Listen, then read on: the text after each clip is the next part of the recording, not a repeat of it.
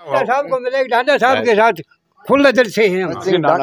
दिलबाग के नाना को ये समस्या यह है कि ये सरकार निकम्मी है, ये कोई काम करने की नहीं किसी ने भी हो। अच्छा, दो पटवारी ने लेने हैं पीछे वो तरला बलेगा तहसीलदार ने लेने वो पटवारी का थरू लेगा सीधा कौन सारे पी लेंगे आजम महंगा लाके भ्रष्टाचार आजम वो का कर पाड़ा तो हमने कि में कुतार लग रही कुत्ती इन्हें लोग वोट देके तो वोट खराब करना है। अच्छा। वो तो कोई काउंटिंग ही नहीं है जी।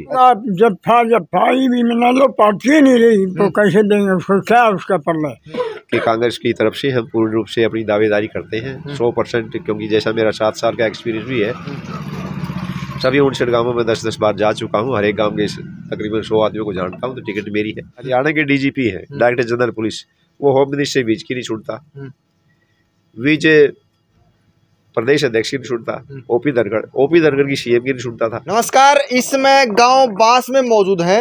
52-55 साल के अंतराल में कांग्रेस नहीं जीत पाई। कांग्रेस के अलग अलग नेता अपनी तैयारी कर रहे हैं, ग्राउंड रिपोर्ट तैयार कर रहे हैं, ग्राउंड तैयार कर रहे हैं, युवाओं का साथ ले रहे हैं। दिलबाग सिंह डांडा जी जो 2016 कांग्रेस परिवार में समर्थन किया था, उसके बाद से कहीं ना कहीं लोगों से मिल रहे हैं। भारतीय किसान यूनियन के वाइस चेयरमैन भी हैं, हरियाणा प्रदेश कार्यकारिणी के सदस्य भी हैं, और 2024 की कहीं टिकट के लिए भी ताल ठोक चुके हैं कि 2024 का विधानसभा चुनाव कांग्रेस के सिंबल से दिलबाग सिंह डांडा जी लड़ने वाले हैं। डांडा साहब नमस्कार, स्वागत। नमस्कार जी। गांव बास की सरदारी को साथ में लेके बैठे हैं, क्या कारण? मैं आज बास गांव के अंदर मेरा प्रोग्राम था, और जैसे हमारे पास 65 गांव हैं, तो 65 गांव के अंदर कहीं ना कहीं प्रोग्राम हमारा रहता है। कभी 2 गांव करें, कभी 5 गांव करें, लेकिन क्योंकि आज बास बड़ा गांव है तो आज हमने पहले बास गांव को लिया, और क्योंकि चुनाव का टाइम भी कम है, और जैसा कि हमें 2017 से कांग्रेस पार्टी के पूर्ण प्रयास कर रहे हैं, रैली भी कराई है हमने, सभाएं भी कराई हैं, और अपना गांव के अंदर ही रह रहे हैं। नारायण केंद्र में कार्यालय है, रोजाना हम हजारों आदमियों से मिलते हैं। हमारी रैलियां भी सफल रही, सभाएं भी सफल रही, और कांग्रेस पार्टी ने मुझे दिया भी, मुझे हरियाणा प्रदेश कांग्रेस कमेटी का सदस्य बनाया, डेलीगेट मेंबर बनाया, और किसान कांग्रेस का राष्ट्रीय उपाध्यक्ष भी मुझे बनाया। तो मुझे लगता है कि अब की बार 2024 के अंदर जब चुनाव हुआ, कांग्रेस की सरकार बनेगी, और टिकट की दावेदारी मैं समझता हूँ कि हमारी 100% बनती है, क्योंकि जितने सीनियरिटी के हिसाब से लगा ले, कोई 4 साल से आ रहा है, कोई 2 साल से आ रहा है, लेकिन हमारे को पूरे 7 साल हो गए यहाँ पर लगाने का। कांग्रेस की अलग अलग खेमे के नेता यहाँ पर पहुँच रहे हैं। आप अलग खेमे से आते हैं, डॉक्टर अजय चौधरी जी अलग खेमे से आते हैं, और जो कांग्रेस की लीडरशिप है वो अलग खेमे से आती है। तो उन्हीं लोगों के बीच में जाना होता है हर रोज का, उन्हीं नेताओं का, तो वो भी संशय में वोट किसको दें? हमारा राष्ट्रीय नेतृत्व राहुल गांधी जी के अध्यक्षता में कार्य करता है, और जहाँ तक हरियाणा की बात है, चुनाव से पहले सभी आदमी चाहते हैं कि मुझे टिकट मिले, मैं भी आऊँ। बाकी हम कांग्रेस पार्टी का सपोर्ट करते हैं। हमारा तो कहना यही है कि हम पुरजोर कोशिश कर रहे हैं, और जो भी कांग्रेस का कैंडिडेट आता है, हम तो कहते हैं कांग्रेस को जिता दो। हमारा लक्ष्य बीजेपी को भगाना है, कांग्रेस की सरकार को लाना है। कांग्रेस की सरकार आएगी, लोगों के अंदर खुशहाली आएगी, रोजगारी मिलेगी, भ्रष्टाचार दूर होगा, बेरोजगारी काफ़ी कब तक दूर कर देंगे हम। नारायण दलखे के अंदर जैसे हम देखते हैं बहुत ज़्यादा बेरोजगार है, ये पूरा हरियाणा का सबसे पिछड़ा हुआ क्षेत्र रह गया है। पढ़े लिखे नौजवान यहाँ पर बैठे हैं, किसी को रोजगार नहीं मिल रहा। और बीजेपी ने तो क्या कर दिया, अब कौशल योजना चला दी। कौशल योजना के अंदर 15,000 रुपये देते हैं, कभी 4 साल में हटा देते हैं, कभी 2 साल में हटा देते हैं, 10 साल के अंदर भी हटा देते हैं। तो एक टेम्परेरी नौकरी दे रहे हैं, पढ़े लिखे आदमियों को ग्रुप डी में नौकरी दे रहे हैं। कोई MA पास है, कोई MSc पास है, कोई ग्रेजुएट है, और उनको शर्म आती है कि खुद दफ्तर में कैसे पानी पिलाएंगे। और हरियाणा के अंदर आज के दिन भी 2 लाख वैकेंसी खाली पड़ी हुई है। वैकेंसी निकाली केवल 43,000, तो दो और ये 43,000 ही भरेंगे नहीं, एक फार्म के ऊपर 1,000 रुपया ले लेंगे, हजारों रुपये इकट्ठे कर लेंगे, करोड़ों रुपये इनके पास आ जाएगा। या तो फिर एग्जाम होगा, पेपर लीक करवा देंगे, या उसको कोर्ट में स्टे करवा देंगे। करना कुछ है नहीं, केवल धोखेबाजी लोगों के पास, कागजों के अंदर उलझाए रखना। आज आप PPP कार्ड बनवा लें, आज राशन कार्ड खत्म हो गया, किसी का पीला कार्ड खत्म हो गया, ये सारे आदमी यहाँ पर दुखी बैठे हुए हैं। किसी पहले पीला कार्ड बना दिया, टेलीफोन आ गया, आपका पीला कार्ड बना दिया, 10 दिन पहले काट लिया। ये केवल इनका चुनावी एजेंडा है, और अब 5 राज्यों के अंदर चुनाव है, एक एक करके 5 राज्यों में ये हार जाएंगे। मेरी ड्यूटी मध्य प्रदेश में लगाई थी, और मध्य प्रदेश के अंदर, भोपाल के अंदर, उज्जैन के अंदर, मालवा के अंदर बहुत अच्छा माहौल है। जहाँ भी हमने जाके देखा तो एक तरफा लहरें भी कांग्रेस कैंडिडेट को जिताना है, कांग्रेस को सरकार बनानी है, कांग्रेस को लाना है। और अब राजस्थान में जाएंगे, अगर बीजेपी के लिए बोल रहे हैं लोगों की पत्ता रख के काट मारती है, अध्यक्ष चेंज कर दिया, जिस तरह जो जाट बोले वोट नहीं जुड़ पाता बीजेपी के साथ में, नायब सैनी जी को बनागा, तो आप कैसे देखते हैं जिस तरह से शैलजा जी को हटाकर उदयभान जी को बैठागा, ठीक वैसे ही प्रतिक्रिया लोगों की आ रही है? नहीं, देखिए हम आपको बताएं, बीजेपी के अंदर पूरी तरह से फूट है। बीजेपी एक दूसरे को चाहती नहीं है। बीजेपी के अंदर क्या देखें, हरियाणा के डीजीपी है, डायरेक्टर जनरल पुलिस, वो होम मिनिस्टर से बीच की नहीं छूटता, विजय प्रदेश अध्यक्ष की नहीं छूटता, ओपी धनखड़ की सीएम की नहीं छूटता था, वो भी कहता था मैं भी नंबर 1 पे हूँ, मैं भी उसके बराबर बैठता हूँ। तो वो फूट की वजह से उनको नायब सैनी को लेकर आए हैं। तो वो कोई एक दूसरे की वहाँ पर सुनता ही नहीं है। आधे आदमी मुख्यमंत्री की नहीं सुनते, कैप्टन अभिमन्यु मुख्यमंत्री की नहीं सुनता, धनखड़ साहब नहीं सुनते थे, विज साहब नहीं सुनते, उधर इंद्रजीत नहीं सुनते, चौधरी वीरेंद्र सिंह ने बगावत कर दी जींद के अंदर कि मैं अपना पासा पलटूंगा, 3 तारीख को मैं अपना फैसला लूंगा, वो बीजेपी छोड़ने के लिए तैयार है। तो बीजेपी के पास जो पत्ता था वो खत्म हो गया है। बीजेपी का ना कोई धूप का पत्ता है, ना कोई पत्ता दाब के काट मार सकते हैं। उनका सुफड़ा छाप है, वो भागते वो सोचते हैं हमें शायद कुछ मिल जाए, अपने हथकंडे अपना रही है। अब ये सुनने में ये भी आता है कि शायद फरवरी के अंदर मुख्यमंत्री भी चेंज कर दें, किसी और को बना रहे हैं, किसी जातिवाद को खुश करने के लिए उसको ला रहे हैं। तो ये कुछ भी कर सकते हैं। ये एक बीजेपी का ट्रेंड है। बीजेपी 6 महीने पहले अपना मुख्यमंत्री चेंज कर लेती है। उत्तराखंड को इन्होंने भुवनेश्वरी को चेंज कर दिया, छत्तीसगढ़ के अंदर इन्होंने चेंज किया था पिछली सरकार के अंदर, और फिर कर्नाटक के अंदर येदियुरप्पा को चेंज कर दिया। ये चाहते हैं भाई काम तो हम वही करें, लेकिन हम चेहरा नया ले आए। अब आप ये देखिए, मैं आपको बड़े रिलायबल सोर्सेज से कहता हूँ कि हरियाणा का मुख्यमंत्री भी फरवरी के अंदर ये चेंज कर देंगे। ये आप श्योरली बोल रहे हैं? ये नया चेहरा लेकर आएंगे। ये कौन हो सकता है फिर? अगर नया चेहरा कोई भी हो सकता है, उसमें 3-4 नाम है, वो नाम भी आपको हम स्टेज पर बता देंगे। लेकिन कम से कम ये आजकल एक भारी रूमर है कि भाई ऐसा हो सकता है, क्योंकि किसी को नहीं पता था ओपी धनखड़ को चेंज करेंगे। रातों रात सैनी को ले आए, उसको दूर कर दिया, और उसको शायद टिकट भी ना मिले, कुछ नहीं बनाया, उसको बाहर कर दिया। आपसी फूट थी, वो सीएम की मानते नहीं थे, सुनते नहीं थे सीएम की कई बार। ठीक है सर, अपनी बातों में आपने जिक्र कर दिया, पीएम का चेहरा तो राहुल गांधी जी को बता दिया। अगर हरियाणा की बात की जाए तो हरियाणा में सीएम चेहरा किसको देखना चाहोगे? देखिए, हरियाणा के अंदर सीएम बना दो केंद्रीय नेतृत्व का काम है। सीटें हमारे पास आएंगी 76, सीएम बने, डिप्टी सीएम बने, ये पार्टी हाईकमांड करेगा। पार्टी हाईकमांड हमेशा तय करता है, बाकी चुने हुए विधायक तय करेंगे।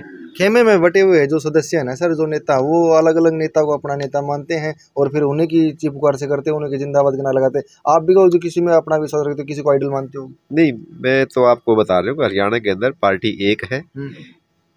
जो भी रैली होती है वहाँ सभी पहुँचते हैं। लोगों ये चाहते हैं कि भाई हम कांग्रेस पार्टी की सरकार लेकर आएंगे, और हम भी यही चाहते हैं। जैसे हमने कहा है, पहले ही बताया था कि कांग्रेस की तरफ से हम पूर्ण रूप से अपनी दावेदारी करते हैं 100%, क्योंकि जैसा मेरा 7 साल का एक्सपीरियंस भी है, सभी 59 गांवों में 10-10 बार जा चुका हूं, हर एक गांव के तकरीबन 100 आदमियों को जानता हूं, तो टिकट मेरी है। लेकिन बाई द वे टिकट अगर किसी और को मिलते हैं हम उसका साथ देंगे, लेकिन गुटबाजी यहाँ पर नहीं रहेगी। कोई सीएम किसी को भी बनाए, सरकार कांग्रेस की बने, पार्टी हाईकमांड जिसको चाहेगा वो सीएम बनेंगे। आप स्वीकार करते हैं सर इस बात को? अगर हाईकमान ने फैसला किसी को और के पक्ष में दिया, या विधानसभा 2024 टिकट किसी और प्रत्याशी को दी, आप तन मन धन से उनका समर्थन करेंगे? मैंने तो पहले भी ऐसा किया था। सरकार कांग्रेस की आई, इंडिविजुअल आदमी का ज़्यादा वेटेज नहीं होती। कोई भी कांग्रेस का कैंडिडेट आए उसको जिताना के लिए हम अपील करते हैं, और तभी हमारी कांग्रेस पार्टी आएगी। अगर कोई आदमी चाहे कि भाई मुझे टिकट नहीं मिली, मैं अलग से जुड़ लूँगा, तो उसमें कोई दम नहीं है। कांग्रेस को एक होना पड़ेगा। बीजेपी को हराने के लिए कांग्रेस का 1-to-1 फाइट होगी, तभी बीजेपी हारेगी, तभी हमारी सरकार बनेगी। सरकार बनेगी, लोगों को काम होगा, लोगों को रोजगार मिलेगा, भ्रष्टाचार दूर होगा, बेरोजगारी दूर होगी। ये हमारी प्लानिंग है। मान लो मुझे अगर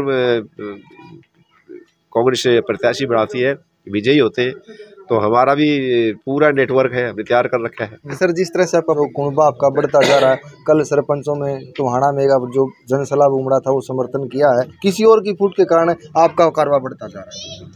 फूट तो मैंने कहा कि बीजेपी के अंदर फूट है, जेजेपी तो बिल्कुल खत्म ही है, उसका तो कहीं नाम ही है। इनेलो और जेजेपी ये तो बिल्कुल ही बाहर ही चली गई। थोड़ी बहुत बची है बीच 10% बीजेपी के भी हर रोज नेता ज्वाइन कर रहे हैं। सरपंच उनसे नाराज, कल टोहाना के अंदर सरपंच रैली हुई, कर्मचारी, रोडवेज कर्मचारी, आशा वर्कर, आंगनबाड़ी, एम्प्लॉइज पीछे क्लर्क बैठे थे, सब कुछ सड़कों के ऊपर है और किसी की डिमांड ये मान नहीं रहे। क्लर्कों में स्ट्राइक की, 2 महीने तक उन्होंने स्ट्राइक करे रखे, लेकिन उनको कोई उनकी मांग नहीं मानी, ना रोडवेज के अंदर माननी, सरपंचों के अंदर पीटा, सारे सरकारी कर्मचारी हटा दिए। अभी एक हमारे साथी थे, वो कह रहे थे कि हमारी 2 इंक्रीमेंट बंद कर दी, तो ये तो बंद करने की सरकार है कि बंद कर दो। बहुत सारे आदमी गांव के अंदर मिलते हैं कि मैंने 10 साल तक ओल्ड एज पेंशन ली, मेरी उम्र 70 साल है और मेरी ओल्ड एज पेंशन काट दी। उनसे पूछा क्यों काट दी, कि मेरी इनकम ज़्यादा दिखा रखी है, कि अब आपकी इनकम बढ़ गई। जिस आदमी के पास कोई सोर्स नहीं है, 10 साल उसने बुढ़ापा पेंशन ली है, तो अब उसी सोर्स ऑफ इनकम कैसे बढ़ जाएगा।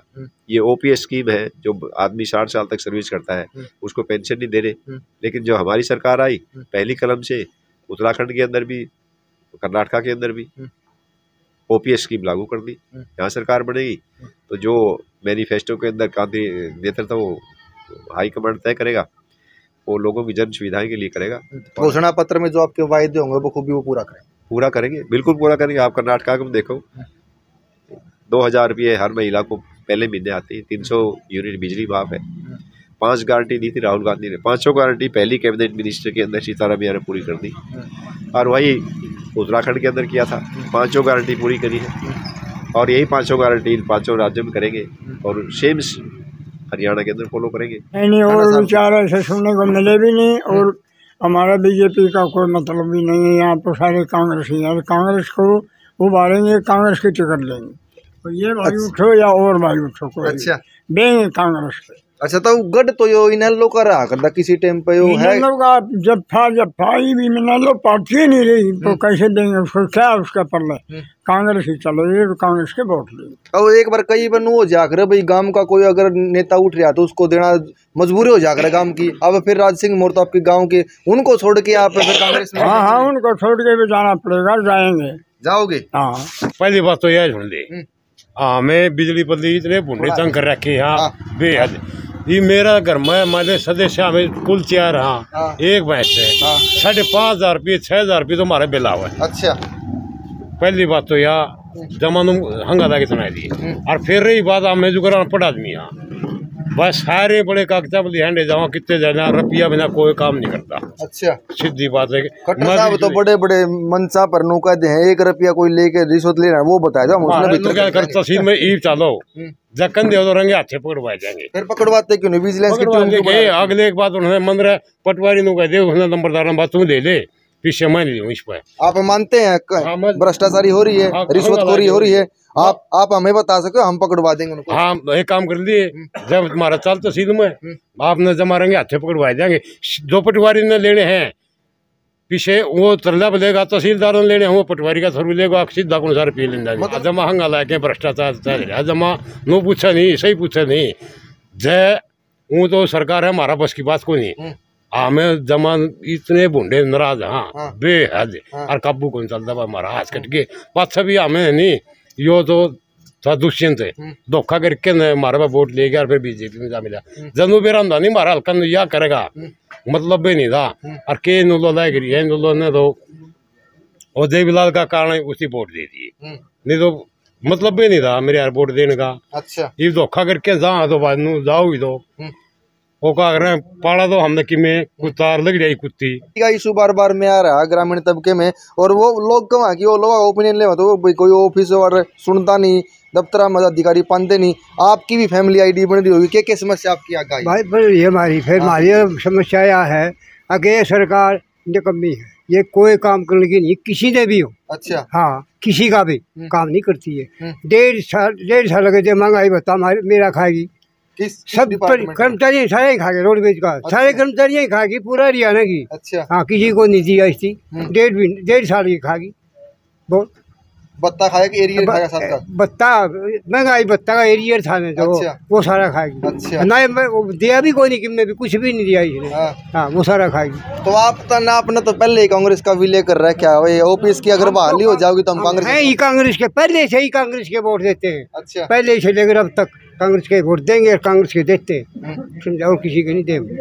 अभी बात सही है। अच्छा, बात से अभी राज सिंह मोर का जिक्र किया है और यही बोला गया था कि भाई मजबूरी हो जाएगा गांव का अगर कोई कैंडिडेट उठ रहा तो उस मजबूरी को आप कैसे देख पाओ? मजबूरी का तो ये है, देखो जी उनकी जो पार्टी का जनाधार ही नहीं रहा, उसको देने का तो वोट खराब करना है। इन्हें लोगों को वोट देके तो वोट खराब करना है। अच्छा। वो तो कोई काउंटिंग ही नहीं है जी। अच्छा। हाँ, वोट तो वहाँ डालो नहीं जो काउंटिंग होगी, कंपटीशन होगी, और हम तो कांग्रेस को देंगे जी। अच्छा, कांग्रेस के भी दिलबाग सिंह ढांडा को जी, दिलबाग सिंह ढांडा को। दिलबाग सिंह ढांडा कहीं पास में बैठे इसलिए तो नहीं बोल रहे? नहीं कवास में क्यों नहीं देंगे जी, कांग्रेस कांग्रेस से जाएंगे वोट। कांग्रेस के वोट है, कोई भी सिंबल से आ जाओ कांग्रेस के। हाथ का निशान, हाथ का निशान उम्मीदवार कोई उसके साथ है। अच्छा। हाँ जी। और ये देखना है कि बाजी कौन मार सके, कांग्रेस की टिकट कौन लेगा? टिकट तो जो दे क्या होगा साहब को मिलेगी, ढांडा साहब के साथ खुले दिल से हैं हम। अच्छा। हाँ जी, दूसरे को मिलेगी, दूसरे के जब उसके साथ है, कांग्रेस को वोट देंगे। ये बात तो खुद डांडा साहब कहने लगे। हम तो कांग्रेस के साथ हैं। अच्छा। हाँ, कांग्रेस को वोट। फिलहाल बास गांव में मौजूद है। बास गांव हरियाणा के टॉप 10 बड़े गांव में गिनती होती है और दिलबाग सिंह ढांडा जो कांग्रेस के नेता है और लगभग पिछले 8 साल से कांग्रेस पार्टी के लिए काम कर रहे हैं और हाल फिलहाल में जो 2024 का लोकसभा और विधानसभा चुनाव है उसकी तैयारी कर रहे हैं और जो लोगों का प्यार दिखाई दे रहा है वो कहीं ना कहीं कांग्रेस के लिए एक बड़ी जीत के लिए इशारा कर रहा है। लोगों के विचार और ढांडा साहब के विचार या कोई कितने संतुष्ट हैं, कमेंट सेक्शन में अपना जवाब जरूर लिखिए। धन्यवाद।